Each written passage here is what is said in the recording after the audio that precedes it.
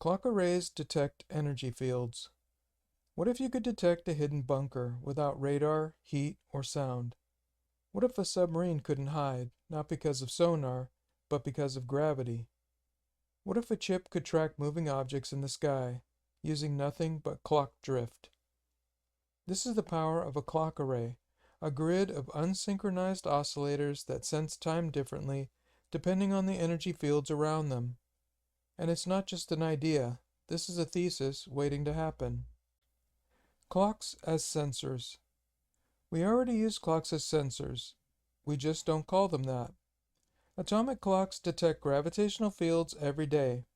GPS satellites lose or gain time depending on their height above the Earth.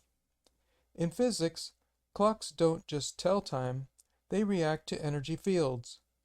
If time flows differently depending on gravity or acceleration, then a clock is already a field sensor. You just have to count the ticks. The clock array model. Now imagine integrating millions, even billions of tiny clocks onto a microchip. Each one is identical, but each counts a slightly different number of ticks depending on the energy field it sits in. You don't need synchronization. You just count the ticks in batches, compare the results, and what you get is a curve. This is the clock array, a passive sensor grid made from time itself. How it detects energy. Clock arrays don't just count ticks, they reveal invisible patterns. When placed in an energy gradient, such as a gravitational field, heat flow, or acceleration, each clock ticks at a slightly different rate. These differences form a measurable curve, a shape that reflects the underlying energy pattern. With enough resolution, the array doesn't just detect energy, it maps it. Defense applications. Clock arrays don't just map energy, they unlock real-world detection systems. A gravity-seeking missile could home in on mass directly. No heat, no radar, no emissions required. Submarines, even when silent and cold, still disturb the surrounding energy field. Gravidar makes passive detection possible.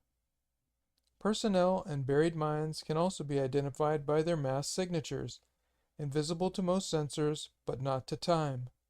This isn't just a theory, it's a next-generation sensor platform waiting to happen. The book behind the idea.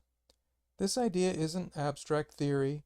It's based on a formal model laid out in Darwin's Machines 2024.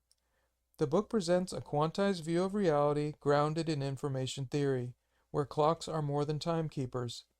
It introduces the clock array not just as a thought experiment, but as a practical, design-ready model for detecting gradients like gravity, heat, or acceleration. If you're a student looking for a thesis topic or a researcher exploring new sensor paradigms, the blueprint is already here.